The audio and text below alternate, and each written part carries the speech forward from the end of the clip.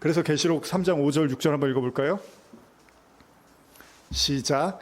이기는 자는 이와 같이 흰옷을 입을 것이요 내가 그 이름을 생명책에서 결코 지우지 아니하고 그 이름을 내 아버지 앞과 그의 천사들 앞에서 시인하리라. 귀 있는 자는 성령이 교회들에게 하시는 말씀을 들을지어다. 여러분 보십시오. 이기는 자는 흰옷을 입는다고 하잖아요. 그러니까 그 옷, 그 혼인잔치의 예복, 흰옷, 그리스도로 옷 입는 것, 또 다른 표현 뭐가 있죠? 계시록에 자기 두루마기를 빠는 자. 다 같은 얘기예요, 여러분. 결국 흰옷 입은 자들은 하나님의 택하신 자, 구원받는 백성이고 그들은 영원 불변한 언약을 깨달은 자들이라는 거예요. 그런데 동시에 자신의 어떤 공로도 없음을 인정해서 오로지 이제 그리스도로 인해서 옷을 입게 되는 자예요. 그래서 계시록 22장 14절에 나중에도 말씀드리겠지만 자기 두루마기를 빠는 자는 복이 있나니 이는 그들이 생명나무에 나아가며 문들 통하여 성에 들어갈 권세를 받으려 함이로다.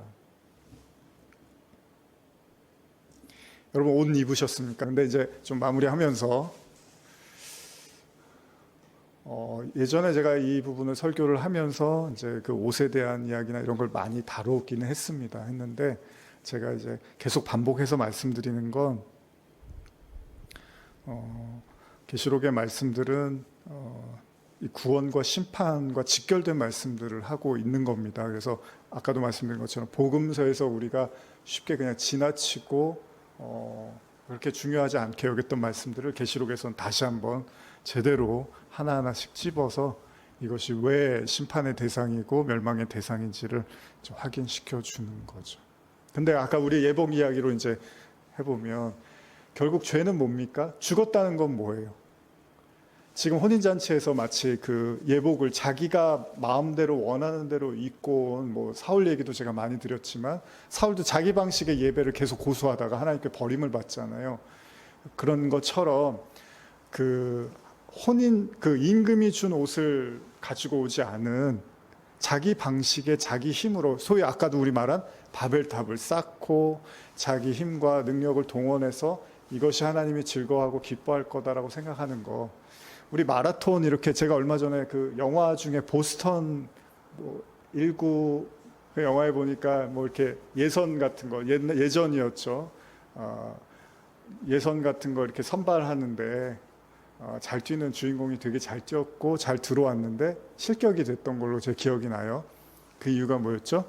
구간을 제대로 이해를 못했던 거예요. 그래서 구간을 조금이라도 이탈하면 이제 실격 처리가 되는 거예요. 아무리 기록이 좋고 심지어는 더 달렸어도 다른 사람보다 그 구간대로 달리지 않으면 그냥 실격 처리가 됩니다. 여러분 말씀대로 살고 말씀대로 지키고 말씀을 우리가 깨닫고 중요한 이유는 뭐냐면 그러니까 우리의 방식으로 하나님이 영광 받는 게 아니고요. 하나님이 정해둔 방식대로 우리가 쫓아와야지 하나님이 영광을 받는 거고 그래서 우리가 출애굽기의 광야 40년도요. 제가 계속 누누이 말씀드리지만 그냥 일주일이면 갈 수 있는 거리예요. 쫓아가다가 구름기둥 불기둥 쫓아가다가 에이 빌어먹을 뭐하러 내가 이걸 쫓아다녀. 그냥 내가 가나안 땅 그냥 들어가면 되지. 그럼 그 사람을 가나안 땅 하나님 들어왔다고 축복해 주시나요? 그걸 도둑놈이라고 하죠. 성경에서 예수님이.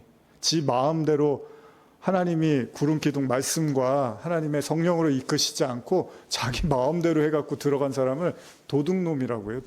도적이라고 해요. 사기라고 해요. 사기. 그 신앙생활이 어려운 게 도저히 이해가 안 가고 왜 이런 방향으로 나를 끌고 가시고 왜 자꾸 이런 말씀을 주시지라고 했을 때 그걸 이렇게 조금씩 따라가는 게 신앙생활이고 그 속에서 저와 여러분들이 오늘 배운 어떤 그 철장으로 이렇게 우리를 깨트리시고 그 안에 보배를 나타내시고 이런 어떤 성경의 진리들을 우리에게 가르치면서 나중에는 어떻게 된다고요? 우리 안에 새벽별로 그리스도가 함께 하심을 이제 확인하는 이런 과정들을 보여주시는데 아이 뭐하러 내가 40년 동안 이렇게 떠돌아? 그냥 내가 버스 타고 택시 타고 불러갖고 가나안 땅 가면 되는 거지. 그렇게 가는 순간에 그게 이제 지옥으로 가는 길이 돼버리는 거죠. 예복을 입고 오려면 주님이 주신 걸 가지고 오는 거예요. 여러분들이 아무리 멋있게 치장하고 대단한 어떤 모습으로 나타났다가도 탕자의 비유처럼 제가 예전에 말씀드렸지만 탕자가 아버지 돈 가지고 나갔고 그걸로 사업을 해서 성공을 하고 빌딩을 짓고 아버지 우리 집 와서 사세요. 아버지보다 제가 더 큰 집을 지었어요. 이게 성경이 말하고 싶은 게 아니라 그걸 홀라당 잃고 탕진해서 야, 참 내가 나쁜 놈이구나.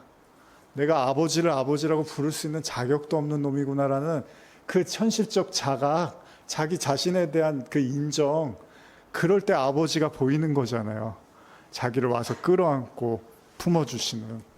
그때 아버지가 사랑이 많으시고 나를 아끼시는구나라는 아버지의 영광을 보게 되는 건데, 여러분도 한번 생각해 보셨으면 좋겠어요. 이 말씀을 듣는 모든 분들이 혹시 우리가 어떤 잔꾀를 부려서 하나님의 영광, 뭐 좋은 신앙생활 이런 것들을 우리 어떤 방식으로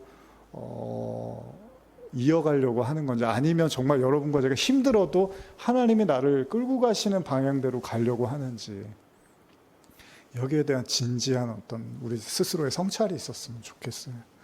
여러분, 교회가 타락했다고 해요. 이 당시에도 마찬가지지만 지금 한국 교회도 그렇고 오늘날의 우리 교회도 뭐 전 세계적으로도 교회를 우리가 염려하고 걱정하는 가장 큰 이유가 뭐죠? 궤도를 벗어난 거잖아요. 경로를 이탈한 거잖아요. 근데 언제 어디 시점에서 어디서부터 잘못됐는지도 이제는 진단하기가 어려워졌어요. 오늘 제가 나오기 전에 잠깐 뭐 시사 프로 잠깐 봤는데, 뭐 지금 이제 그 출생률이 0.6%대까지 지금 낮춰졌다고 하더라고요. 이게 원래 뭐 2%를 넘어서야 되는데 지금 1점 몇 퍼센트 떨어진 것도 심각했던 건데, 이제 뭐 0.6%면 이거는 이제 정말 심각한 상황이 됐던. 근데 문제는 뭡니까? 그래서 뭐 애 많이 낳으십시오 하면 납니까, 사람들이? 아니잖아요. 근데 이게 하루아침에 그런 게 아니라 이미 1983년도에 어느 정도 그 조금씩 떨어지는 수치들이 있었다는 거예요. 그러니까 하루아침에 이렇게 된 게 아니라는 거죠. 교회도 마찬가지고 여러분과 제 신앙도 마찬가지예요. 우리가 그냥 매너리즘에 빠져서 뭐 듣던 말씀, 보던 말씀 다 아는 얘기 이제 이러고 있는 찰나에, 그런 순간순간에 우리도 모르게 어느 순간에 궤도를 벗어나고 있고 경로를 이탈하고 있다면, 그럼 나중에 이제 우리는 되게 열심히 해서 주님 앞에 딱 섰는데, 너 내가 준 거 가지고 와. 내가 너한테 했던 말씀 그거 너 알았니? 그거 지켰니? 그대로 살았니? 이렇게 물어보시면 할 말이 없는 거예요. 신앙은요, 내 길을 내가 뚫어서 하나님께 내 어떤 대단함을 보여주고 하나님이 나한테 영광을 주시는 게 아니라, 하나님이 제시한 길을 내가 쫓아가는 게 신앙이고, 하나님이 말씀하신 대로 따라가는 게 신앙인데, 오늘날 수많은 교회가 어떻게 보면 그 길을 잃어버렸는지도 몰라요. 대단하고 화려한 보이는데, 지금 사대교회도 그러잖아요.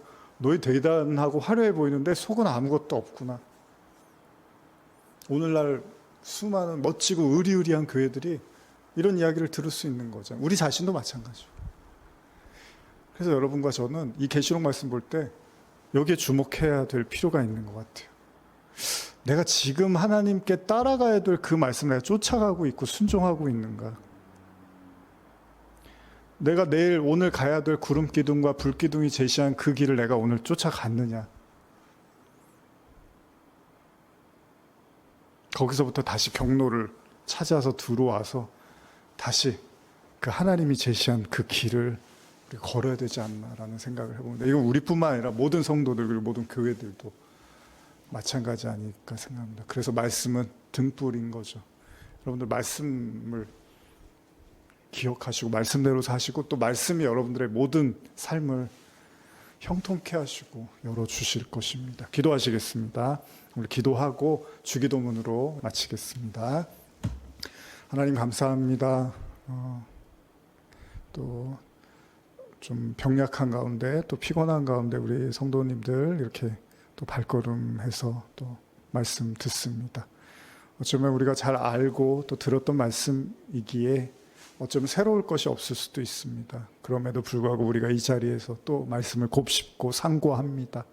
그리고 이 속에서 주님이 주시는 만나와 그 생명이 존재하고 있음을 또한 우리가 경험하고 또 이 말씀을 의지하며 살아가기를 원합니다.